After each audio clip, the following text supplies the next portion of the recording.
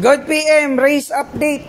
Kasi na-confirm natin sa NGO, pwede daw yung head ng sniper. So, syempre, ito yung gagamitin natin. Sniper 150 head.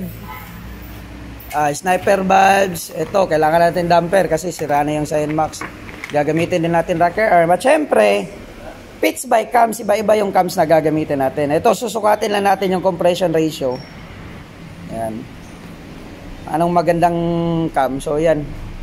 So, live tayo later guys para sa another part ng ating para sa 195cc. Ayan, shoutout. Ito, gastos na naman. Gastos na naman. Pero okay lang. Ayan po. Team CKS.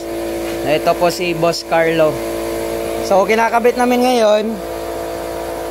Sinusukat namin. Ito yung pitch bike bore. Siyempre, Z5 head. O, ayan, pakita natin. Yan, Z5 head under pitch bike. Tsaka pitch bike bore. Siyempre, pitch bike cam. Yan, may pakita. Huwag na pa-char lang. Yan. So, konti na lang. Tatakbo na to within this week sana. Yun. Ayun, nakapatong pa yung mga panggilid natin. May crankshaft pa dun. Tsaka spare na bore. Ayun.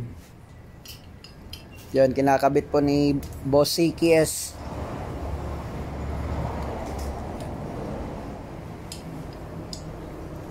So, yan lang po muna guys. Peace sa lahat. Thank you sa support.